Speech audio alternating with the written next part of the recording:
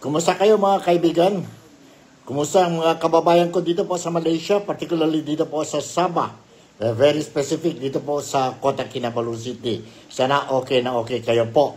And nandito naman ang Nick Talk, Media Talk with Nico. Ito po si Nico Fabian, inviting all of you dito po sa programa natin, Nick Talk, The Real Talk with Nico. Wala itong fake news po. Lahat ng ito po supported by, sabihin natin, video clips po para malalaman natin. Para at least you will be very clear na whatever we talk dito po sa programa natin, Nick Talk, The Real Talk with Nico, lahat lang po ay katotohanan. Alright, umpisa na tayo po sa programa natin, and this time around, today is September 15 na po, Monday, and dito sa Kota Kinabalu, dito sa Sabah, it's again raining. Since last night po, na-experience tayo ulan, no? Ulan po, and some areas dito sa Kota Kinabalu are facing some flash flood problems. Pero nandito naman ang gobyerno natin under the leadership of Chief Minister Datuk Sri Haji Jinor, no? At saka ang kabinete niya po, and all local authorities po, they are looking into the situation and trying to extend whatever assistance they can give to all the flood victims po. Sa mga kababayan natin dito sa Kota Kinabalu, affected by the flash flood, no? Or submerged an area ninyo po, please immediately contact the nearest local authorities po, kasi nandyan sila po, regardless you are a Filipino, a Malaysian, or any nationality po, for as long as you're being affected or affected kayo po sa sitwasyon na banjir, we call it banjir dito po, flood, no? They're willing to extend helping hands sa ating lahat po. So ingat talaga mga kababayan ko po, especially those who are staying near the riverbanks po. Tingnan niyo po ang level of the water dyan po sa mga, sabihin natin, rivers natin, especially dito po sa district ng Penampang, no? District ng Penampang, we already reported several evacuation centers were open because for the past few days po, we are experiencing itong typhoon or itong flash flood po. Siguro dahil ito po sa problema din dyan sa Pilipinas, some areas sa Pilipinas po is experiencing heavy downpour, and normally kung may problema sa Pilipinas po, no? We also experience similar situation. So ingat tayo po. Take good care of our sabihin natin do extra or give extra attention ang mga sakit, relatives natin po or family members sa bahay. Make sure that they are safe. Ang mga bata po, make sure that they are also safe po, and make sure that our belongings, no? If in the event you can see the rising water already po, so take all the precautionary measures. Po.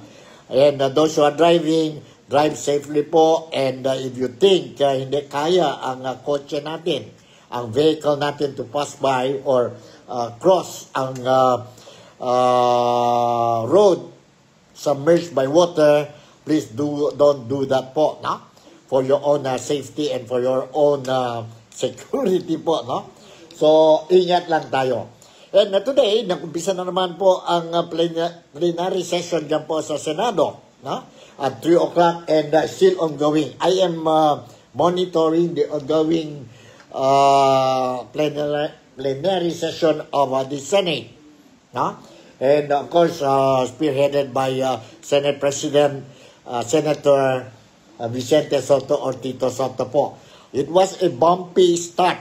Po. Why? Bumpy start dahil po ang minority members ng Senado po, they started questioning or raising some disappointments po on what happened sa the week that was, no? The week that was.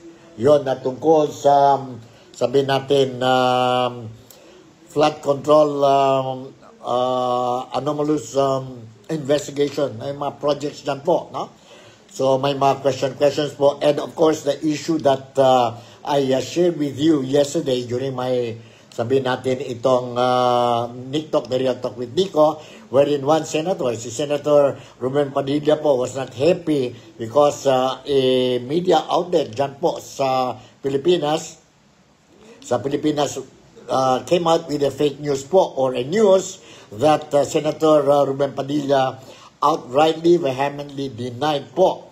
And it is referring, or it has something to do with his religion, Islam religion po, or Islam faith po. Kaya nga sabi natin, mahirap talaga po, we have to be very careful when we come out with news related or has something to do with the religion, because it might wrongly inform, wrong information, fake news po. It might trigger unnecessary conflicts between religious people po, and will create unnecessary problems not only sa Senado but also sa community ng Filipino. So let's start with this. It was or it is a bumpy start, and now I can see that Senator or Senate President Tito Soto is now giving his side po, because mayroon mga senator question and wants to be clarified on the statement, media statement made by Senator Vicente Soto on some issues po, sabihin natin sensitive issue. But anyway, start muna tayo po dito kay Senator Ruben Padilla po, and immediately after the singing of the national anthem, and then my formality po, roll call, and the official opening of the plenary session. And he was given the opportunity or granted to say a word or two po during the session. And let me share with you itong statement ni Senator Padilla regarding ang fake news po lumabas. Ang Rappler po is a mainstream media din po sa Pilipinas. So let's listen to this. Sana yon. Let's listen to this. Nais ko lamang kukunin ang pagkakataon nito bilang parlamentaryong pagsisiyasat po. Sana ganap po dito sapagkat Ginoong Pangulo, ako po'y naguguluhan. Sapagkat dito pong nakaraang Huwebes, meron pong naglabas na isang journalist ito, isang istasyon, na sinasabi na ako daw po ay nagngat-ngat dito sa loob ng Senado. Ito po ay, ano po yung middle finger po. Habang tayo daw po ay nagsasagawa ng lupang hinirang, nagpa-flag ceremony, ako daw po ay nagngat-ngat. At ito po ay naging malaking issue. Ako po ay nagtataka, Ginoong Tagapangulo, sapagkat noong pong dati na binigyan ako ng issue na isang chismis, naglabas po kagad ang ating Sergeant of Arms ng report at binigay niya po kagad sa media. Ito po, wala pong kahit na sino ang nagpapaliwanag na hindi ko po ginawa. Ang tanong ko po, meron po ba tayong tinititigan sa tinitingnan dito? Kasi napakabigat po ng akusasyon na ito sa harapan po ng ating bandila. Ako po'y magngangat-ngat. At gusto ko pong ipaalam sa ating mga kasama, kung politika lang, handa po ako mag-resign. Pero pagka religion ko po ang pinag-usapan, kahit sino sa inyo, kung ano gusto nyo, wala pong problema. Pero wag pong religion ko. Hinihingi ko po, wag pong religion ko, mahal na tagapangulo. Dahil ito po'y malaking kabastusan sa amin. Ito po, ang sinisigna ko po, ito po'y nag-iisang Diyos. Dito po nakasalalay ang aming pananampalataya. Handa po kaming magpakamatay para dito. Sana po wag pong gamitin ito para siraan ako. Dahil sinasabi ko po, mahal na tagapangulo, kung gusto niyo akong mag-resign, ngayon na, kung gusto ninyo. Wag niyo akong siraan. Yun lamang po, maraming salamat po. Tama po kayo, pero ngunit ang inyo pong lingkod bilang Pangulo, nung nakita ko po yan, at sinabi ko sa kanila, tingnan muna nila yung mga litrato sapagkat nagpakita ng ibang litrato na kayo ay ang pintuturo ang lumalabas at may eksplanasyon na ito ay isang religious practice kapag kayo ay nagsasampalataya sa bandila. Baka lang hindi nakarating sa inyo yung eksplanasyon na sinabi ko. Kaya ipagpatawad nyo na kung ang Sergeant at Arms o ang mga journalist natin ay hindi nila napansin yan. Ngunit ako mismo, nung tinanong nila, sinabi ko na tignan nila merong mga pinakitang litrato ninyo sa kabilang side na malinaw na hintuturo ang inyong pinapakita. Kaya patawarin nyo na silang ng nagkamali at medyo natakaan pa nga pananaw. Opo, mahina po sana maglabas din po ng formal na investigasyon at formal na pahayag ang Senado patungkol po dito. Kasi, Ginoong Pangulo, yung lumabas pong mga, meron pang parang dinoktor pa eh. Meron pong, malabo yung isang litrato eh. Meron pong nilabas sa apology ang Rappler sa inyo. Opo. Na ito ay mali ang pagkakasabi nila na kayo ay merong ginawang tawag niyo po, ingat-ngat. Opo. Alam niyo po, humingi ng tawad sa inyo. Ayan Opo, pero napakainam po kung manggagaling po sa Senado sapagkat marami naman pong camera dito ang magsasabi na hindi ko po ginawa yan. Hindi ko po magagawa yan. Napakalaking pambabastos po niyan. Hindi ko po magagawa, Ginoong Pangulo. Ako na mo. Alright, yan po, narinig natin po kay Senator Ruben Padilla po is not happy and I agree with him also po, no? Mahirap na yun po, yung mga fake news lumalabas dyan po sa mainstream media natin po or dyan sa social media and as what I said, it might create unnecessary conflict or unnecessary problems within our society, no? Mahirap talaga, sensitive pagdating sa reliyon po, no? Pagdating sa reliyon, it is a very sensitive issue. And mayroon pa isang fake news po, no? And clearly, it's a fake news and proven today. Today po, proven po. When the Senate started, plenary session started today at 3 o'clock, no? Now, ang fake news po, since yesterday, mayroon lumalabas mga istorya na po na mayroon daw baka may kudeta. May plano na ngayon ang minority block dyan sa Senado, which is 9 of the members are ang mga minorities po, no? Opposition sila po, no? Against itong 15 sa grupo ni Senator Vicente Sotto po. And ang rumors, ang news po lumabas na something is cooking now para sa Monday. Today po, mayroon kudeta po. Change of administration again. I-replace daw kay Senate President Vicente Sotto, mag-replace daw si Senator Alan Cayetano, who is now the minority leader po. So nakita natin po, and that's why nag-delay lang ako ng kunti po ang programa natin po dahil I want to see kung totoo ba ito o hindi. So they started with the national anthem, everything is okay, although it was bumpy, and tuloy-tuloy hanggang ngayon po, tuloy-tuloy pa rin ang session po, although it's a little bit mainit ang mga issues nila ngayon po. But no such thing as kudeta. No such thing as kudeta po. We make it very clear. No such thing as kudeta. So, pwede ba? Maano lang tayo po. Yun na mga fake news natin po. Don't simply believe itong mga news lumalabas dyan po sa social media. Narinig tayo sa mga iba-ibang tao. Don't fall victims to these irresponsible people. Please, be careful. Check muna tayo po ang mga news po. Kung may ang sources nila po is credible, or it's just a mere trying to confuse ang Filipinos po, no?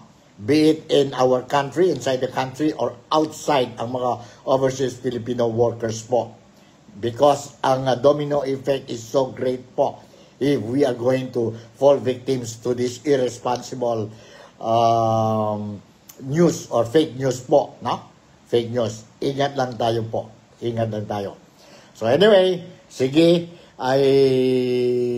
after sabi natin na Senator Padilla was given the chance to say his piece, tumayo din po, and it was acknowledged by the Senate President kay Senator Bato de la Rosa po, kay Senator Bato de la Rosa, and siya din po express his frustration ba, disappointment ba of some issues.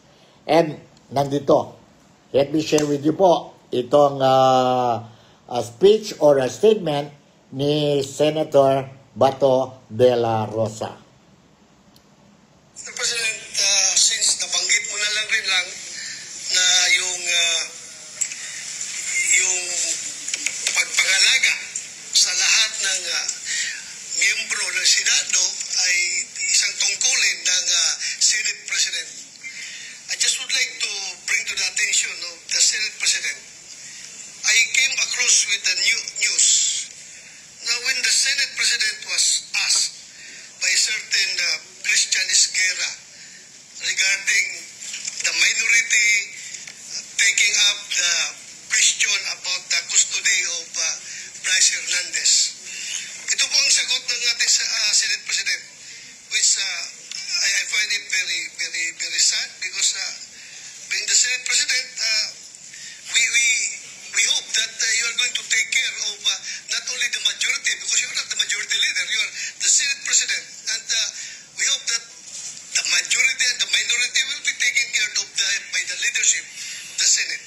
And if I quote your answer, Mr. President, gimmick yan ng minority.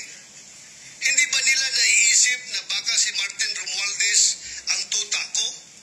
Makabintang sila porque pinagbigyan ko yung TRICOM, tuta na ako.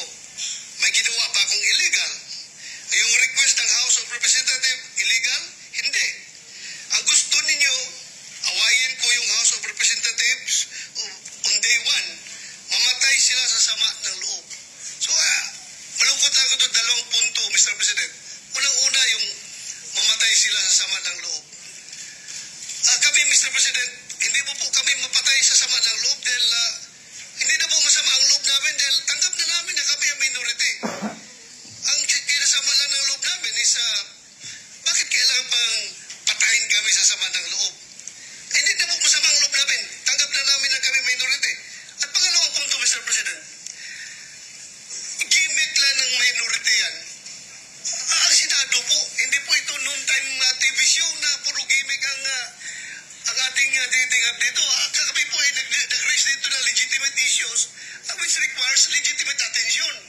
So, Mr. President, ako po ay nalulungkot, which brings me to my parliamentary inquiry, Mr. President, na yung si Bryce Hernandez, yung kanyang custody was transferred, physical custody, I'm talking about physical custody, was transferred from the Pasay City Police Station to the Senate Sergeant at Arms room.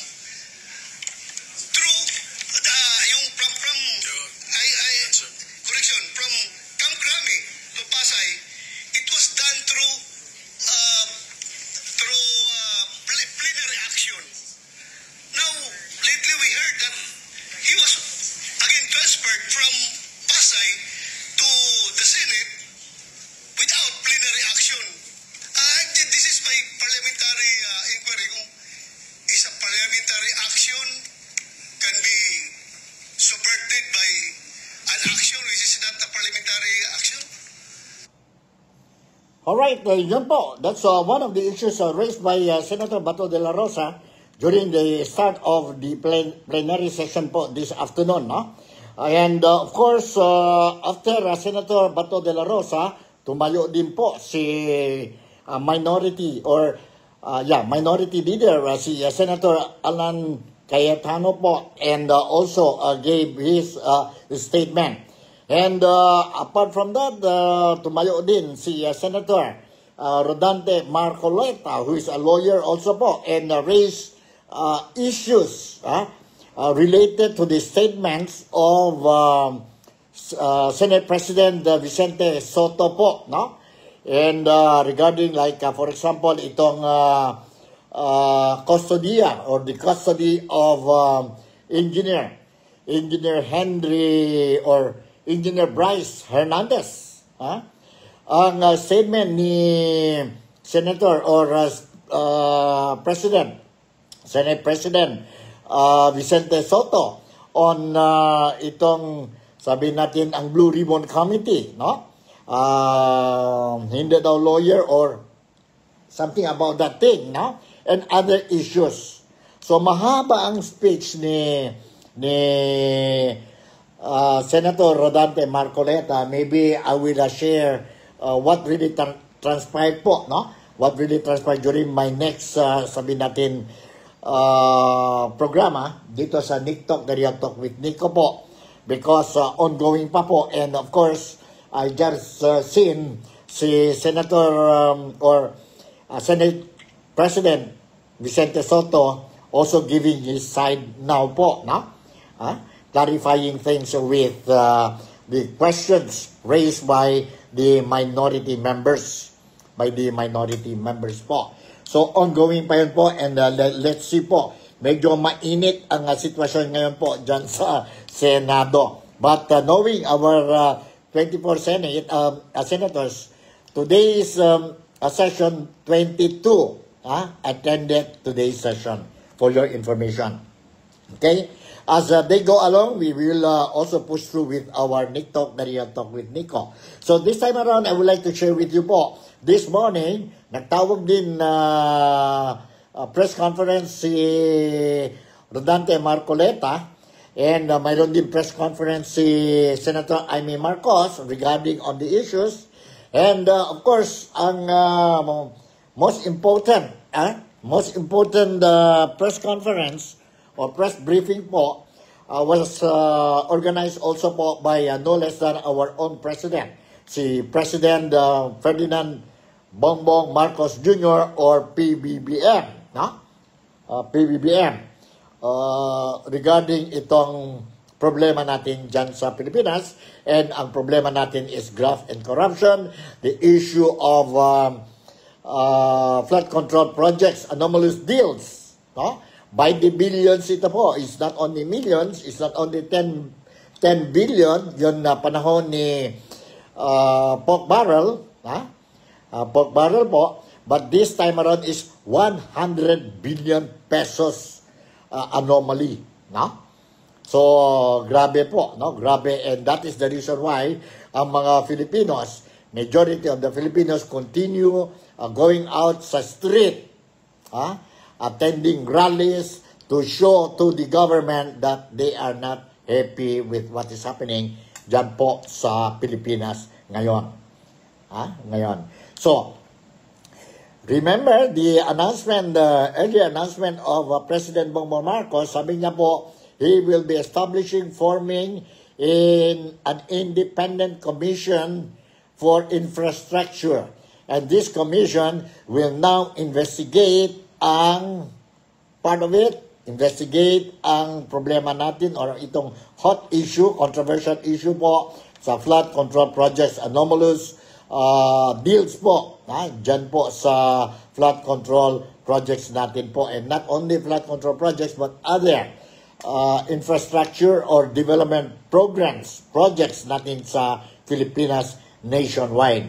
So this time around, I would like to share with you a portion of the press conference of President Bongbong Marcos regarding the formation or establishment of this independent commission for infrastructure, which is designed to look into the problem po and address it, come up with sabihin natin, long-term solution po as much as possible, as soon as possible.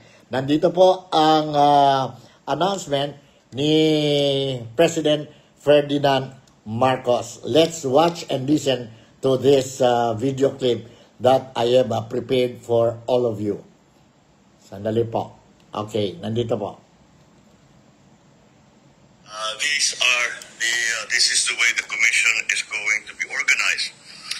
Justice Andy Reyes will be the chairperson of the ICI.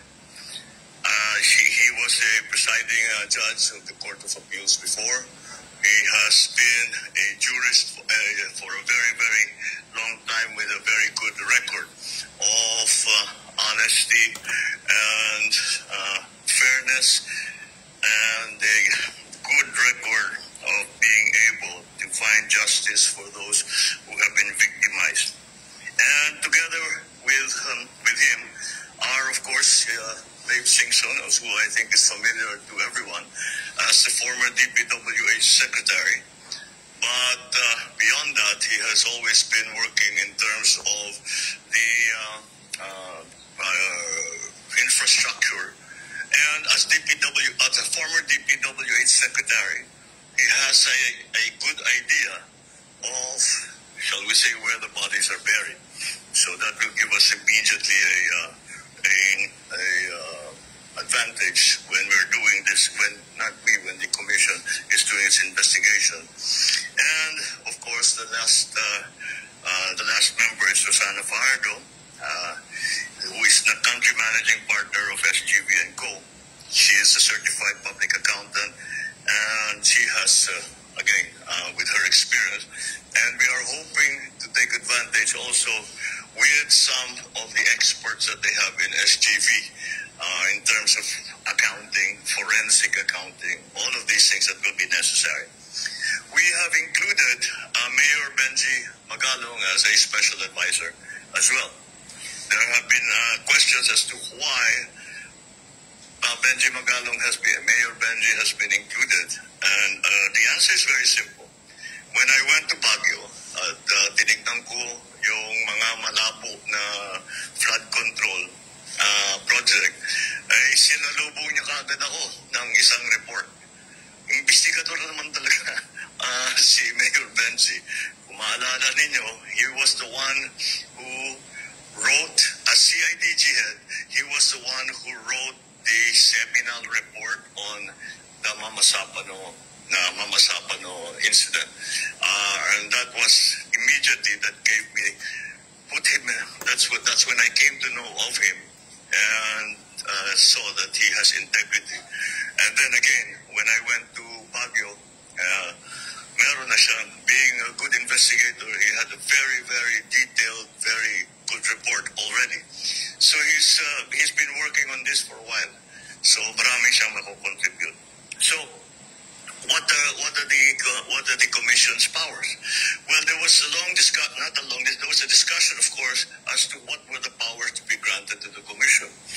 And the debate centered around whether they will have subpoena powers, and they can also hold people in contempt. Well, upon discussion, we felt clearly that the subpoena powers were necessary. However, the contempt powers, the power to hold people in contempt, I think was not necessary, simply because this is not a prosecutorial body, this is an investigative body.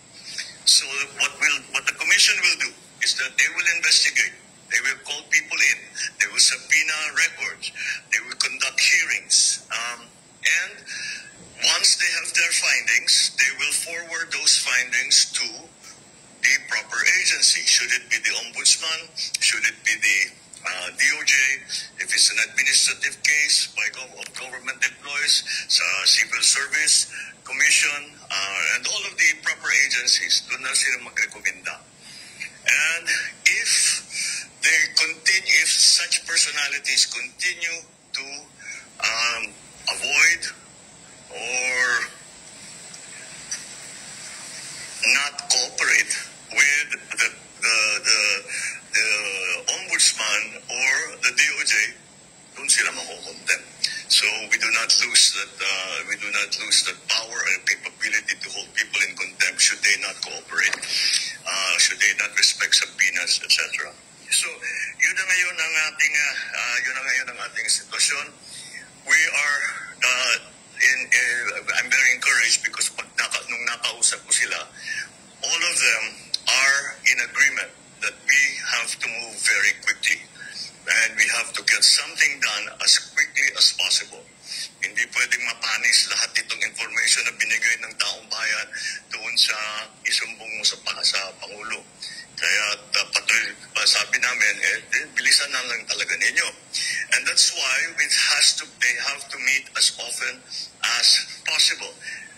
That is for them to decide. They have already decided to meet today to make the organizational decisions that need to be made, i.e.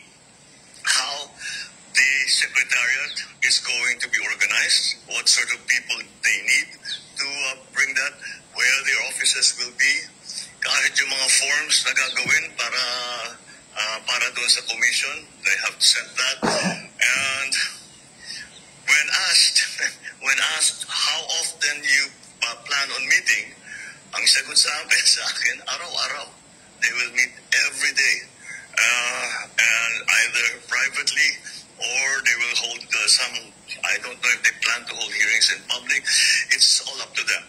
What I want to stress here is that the independent nature of this commission. Hindi kami makikialam sa trabaho nila.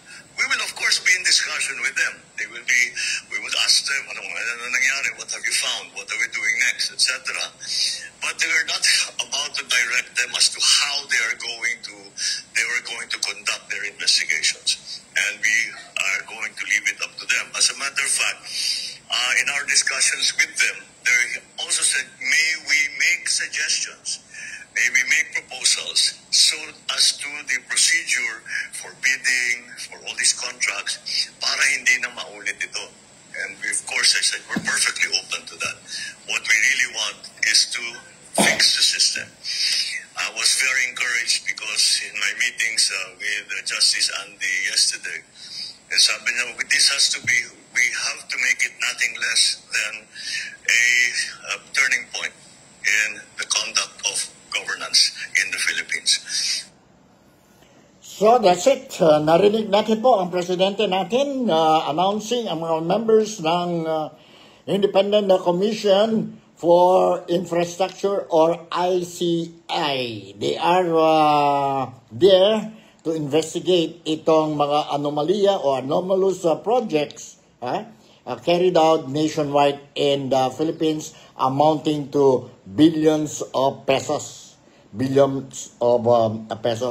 Of course, yes, he mentioned the name of Justice Andy Reyes and of course, very respectable personality, si Singson, as well as itong accountant, si Rosana Fajardo. No? Fajardo po. Let's see po kung ano ang findings nila po. And at the same time, ang advisor nila is no other than the mayor of Baguio City, si Mayor Benjamin Magalong as the advisor. Klarong-klaro po, sabi ni Presidente, mayroon sila subpoena power but they don't have the contempt power. Ibig sabihin, they cannot cite in contempt ang witnesses or the source person nila po. No? Sabi ni President Marcos, they will leave it to the court to contend in the event found that itong mga tao po are not telling the truth or hiding something, because they will be under oath. Under oath po. So, buong-buo na po. Sana lang po mabilisan ang proseso nito po para malaman na natin po, makita na natin po ang mga culprits, ang mga corrupt individuals involved in this anomalous transactions po will be put to jail. Ang sigaw ng mga Filipino ngayon po is justice and accountability. Justice and accountability. Mayroon ongoing investigation ang House of Representatives or ang Senate through the Blue Ribbon Committee at saka ang House of Representatives po. Mayroon din sila ang TRICOM. no? Ang Senate, ang Blue Ribbon Committee, they are going to hold the fourth, I think, the fourth hearing. That will be on Thursday, September 28, while the House of Representatives po, they have yet to make an announcement whether they are going to stop the investigation and just give the support to the ICI. Ha? Ganon yun po. So, let's see po, no? Kasi dito sa mga legislators natin po, sa Senado, ang mga witnesses, resource persons, some of them already identified ang mga people involved, and that includes legislators coming from the House of Representatives, or ibig sabihin ang Kongreso, ang mga congressmen. Doon naman sa hearing ng TRICOM ng House of Representatives, some names were revealed by the resource person or witnesses po, naming two senators po, no? Two senators involved in this anomalous transactions po ng flood control projects. See? So, let's see po. Pasensya lang, medyo mahaba yata ang vlogging natin ngayon po because I believe this is very important po. Especially, I want to pass this information po sa mga kababayan ko dito po sa Malaysia, particularly dito po sa Sabah is Malaysia.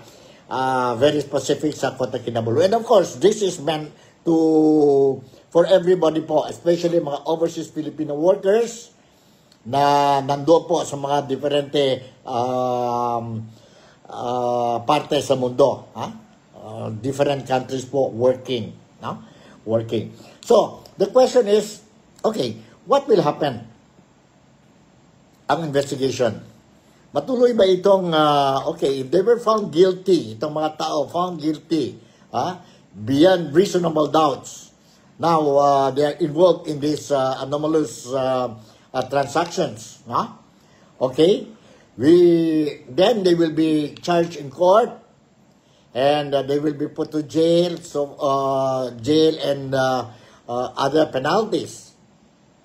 But what will happen to the projects po? Ang mga proyekto ba natin, mga ghost projects already paid by the government, ito mga substandard projects completed, what will happen?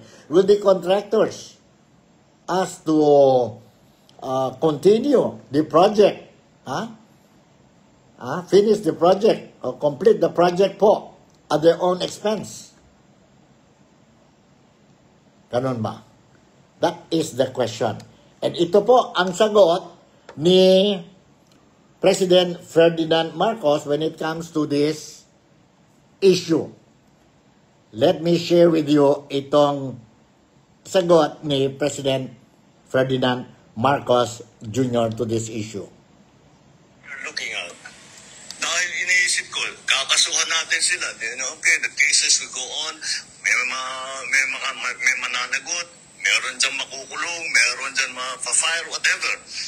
Para sa akin, kailangan buuhin nila yung project. Dahil, kung titignan ninyo, may warranty lahat yung project na yan.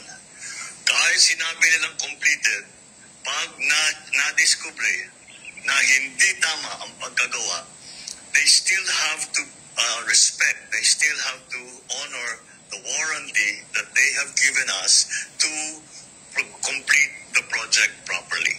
So we can still go back to them at sasabihin natin sa kanila, balikan ninyo yung walang kwentang project na ginawa ninyo at ayusin ninyo ng maganda. Out of your own pocket. Number one. Now, I don't know what will happen after the ICI will make their findings known to whatever agency. Kung they will be fined, nasa sa kanila na yun. That's again, is beyond the executive's purview. So that I think let us not focus on the politics of it. Let us focus on simple pesos and centavos of it. Alright, klarong-klaro po. Sabi ni President Bongbong Marcos, let them finish the project at their own expenses. And that is very good po. That is very good. Sana lang po, totoo ito. Hindi lang salita. Sana po, totoo ito. Hindi lang salita.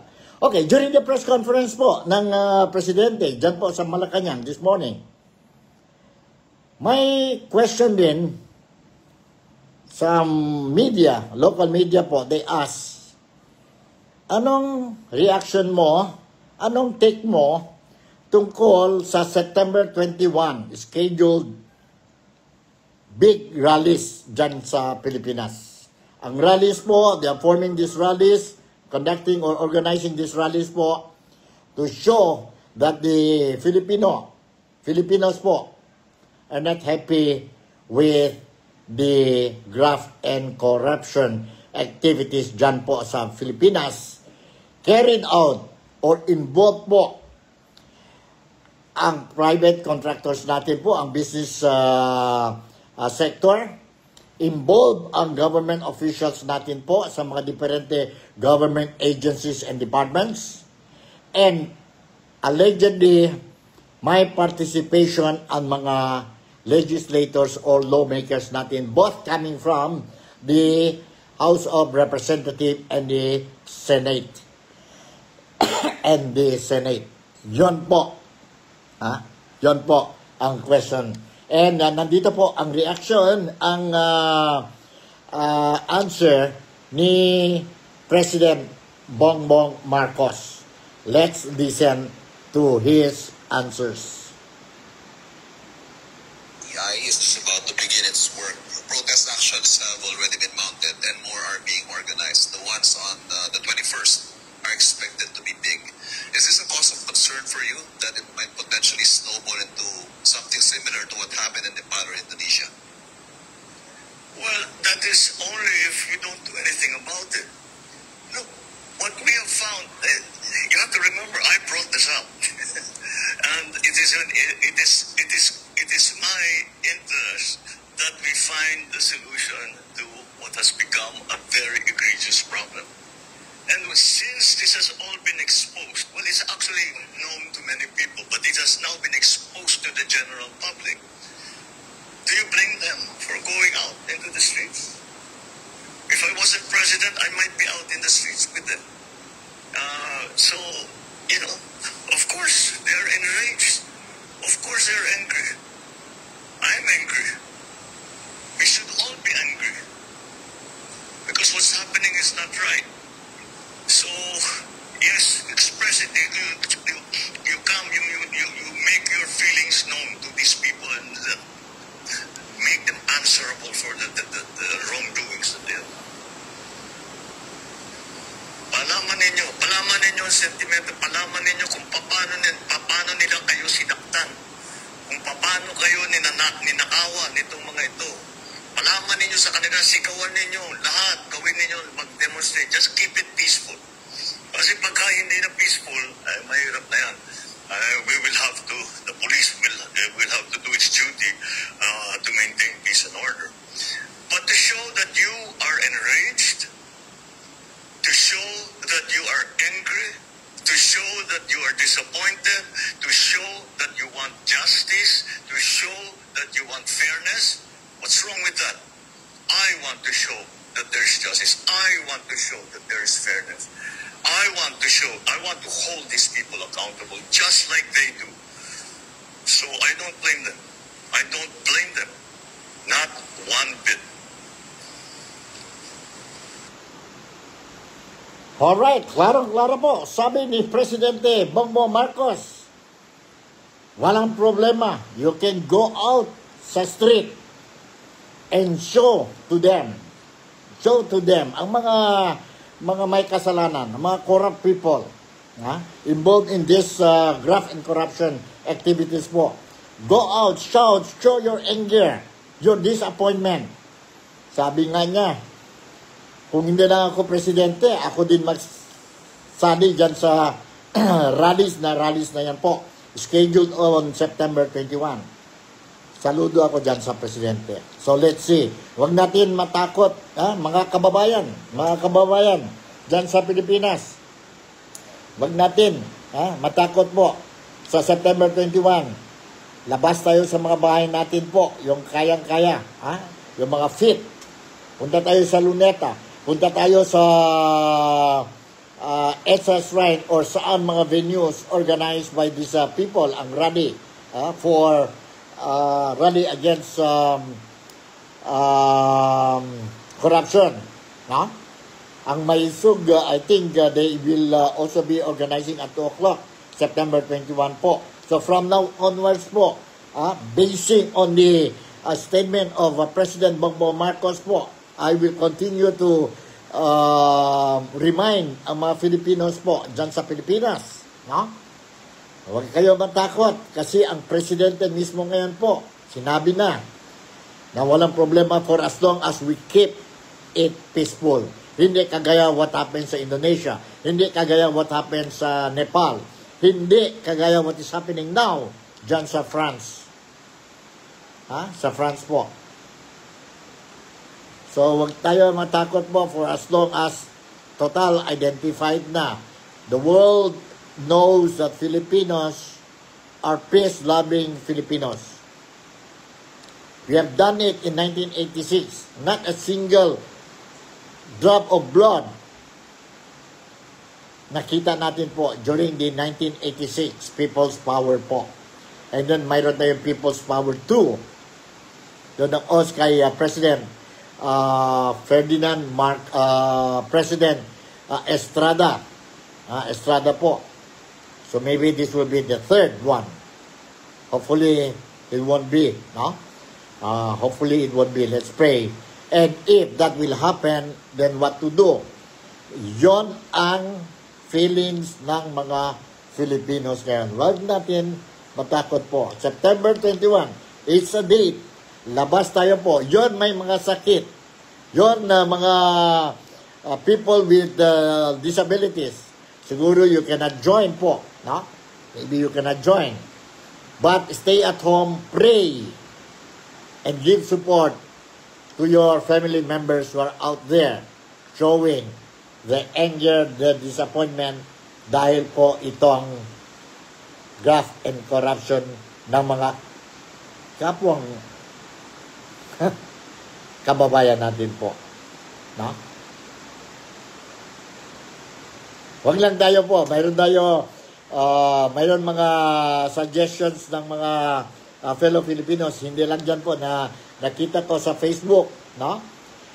Dito din sa Sabah, sa Kota Kinabalu, just recently, somebody was telling me, Sir Nick, ano kaya if we start paying ang taxes natin? Kagaya sabi ni very popular commentator din po, media commentator dyan po sa Pilipinas, si Katonyin.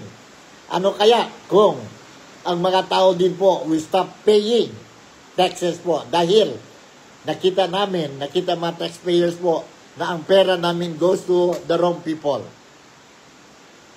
Ano kaya? What will happen? Ano mangyari sa nation natin? Ano mangyari sa buhay natin po? That is not a good move. But I'm just telling my puntos, when people start telling, ano kaya if we will don't pay our taxes? Dahil itong mga tao. That's why it is very important. Itong mga tao involved sa graft and corruption for how many donkey years now po.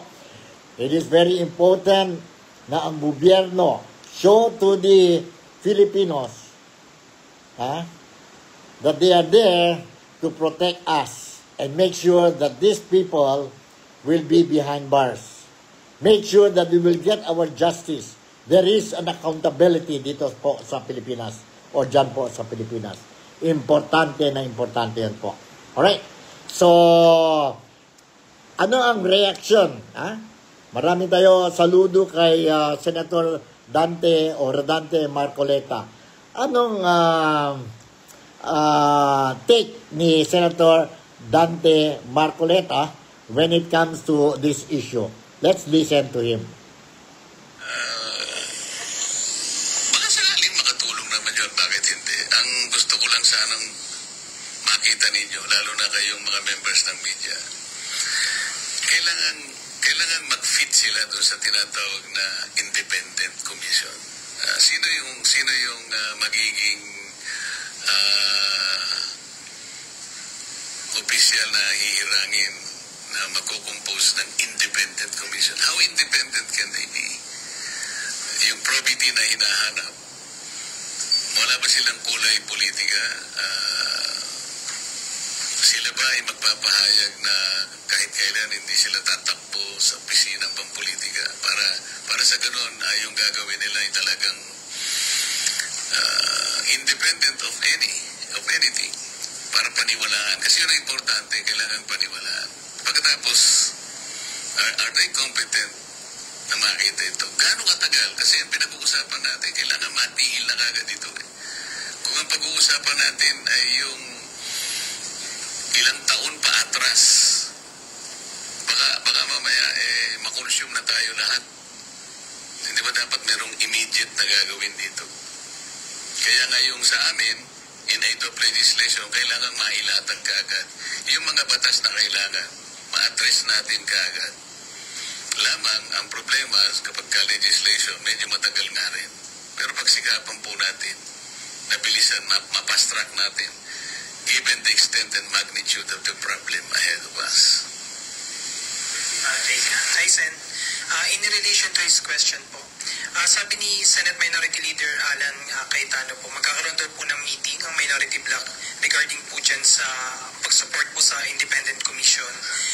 At sabi po ni Senator Alan, susuporta lang daw po yun kung, yung mga tinalagang miyembro ay malaya sa impluensya ng politika at malalaking negosyo.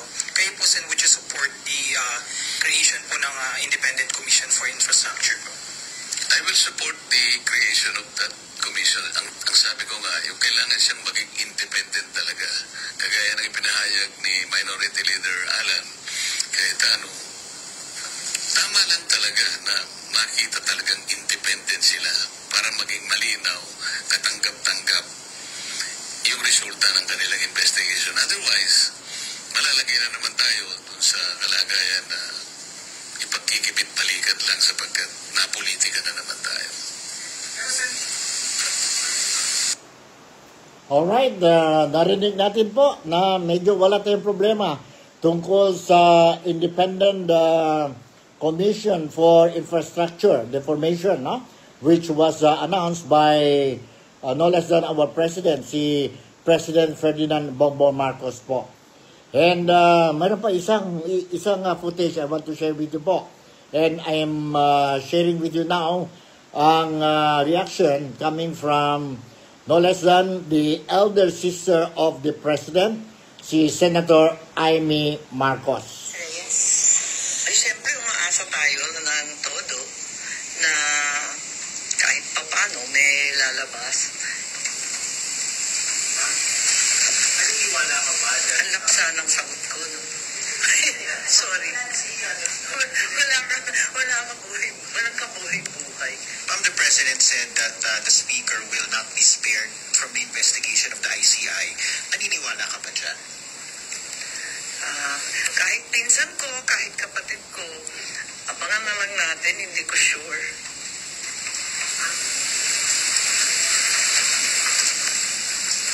I'm sorry, related lang po.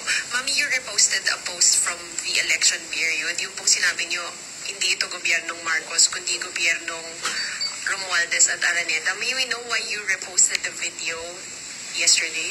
Wala, pinapaalala ko lamang na matagal ko nang sinasabi to. Maraming nalilito kung bakit ako ay tumututol sa napakaraming linalabas na polisiya ng aking kapatid. Tulad ng sinasabi ko, mahal ko ang aking kapatid. Hindi magmamaliw yan kailanman. Kaya lang, hindi ito ang turo ng aking ama. Kung buhay yung tatay ko, kaya ako pumunta sa puntod, sa libingan, talagang masasabon kami ng bonggang-bongga. Hindi talaga siya papayag ng ganito. Alright, yun po, narinig natin po si Senator Amy Marcos. Shoutout muna tayo kay Mary Lou Pentojo is watching our program since kanina po. Thank you very much for watching and hope everything is running smoothly. Nasa KK si Mary Lou and Malaysia is enjoying holiday ngayon po, no? holiday. Is a long, week-long holiday namin po from Saturday, Sunday, Monday, Tuesday po. We are celebrating ngayon po ang Monday and Tuesday po ang Merdeka Day. Ang Merdeka Day po. So, yon po. That is the reason why walang pasok dito po sa Malaysia. And talking about the weather condition, ganun pa rin po ang sitwasyon dito sa Kota Kinabalu. We are experiencing continuous rainfall. Hindi naman heavy, but the problem is it is continuous. So, mayroon mga areas na dito sa Kota Kinabalu po, submerged na po, no? Submerged na, and yon ang problema. Yon ang problema natin ngayon. So, okay, medyo pasensya lang, medyo mahaba ang programa natin ngayon po dahil may mga issues na importante po. I have to pass sa inyo lahat, especially ang mga kababayan ko po dito sa Sabah, dito sa Malaysia. I'm sorry, 1,000 apology if it took me a longer time to do my blogging today, because I believe that what we discussed today and what I am sharing in this video clips po, video clips po, is very important for my followers to see and hear, so that they will have a clear picture po of what is happening actually down there sa Pilipinas. Ingat lang tayo. Once again, I would like to call all my kababayan in Sabah. Please be careful po. Monitor the rising water in your areas po, because we are experiencing flood in some areas, and if you are affected, please contact immediately to the local authorities and seek for assistance. So, eto na. Hanggang dito na lang tayo po. And of course, as what I told you, na ngayon, ongoing pa ang session, Senate session dyan sa Manila, and medyo it started bumpy, but anyway, let's see, it's hot, and whatever will happen in today's session po, I'll make sure po kayo po will be properly informed. I might not be able to be the first one to break the news sa inyo po, but definitely you will be informed of the latest updates dyan po sa Pilipinas. So with this, Nico Fabian would like to say once again, thank you very much for making me a part of your day today. Pilipinas, Malaysia, Sabah, God bless us all. Take care of yourself, and I'll see you in my next episode. Bye. I love you.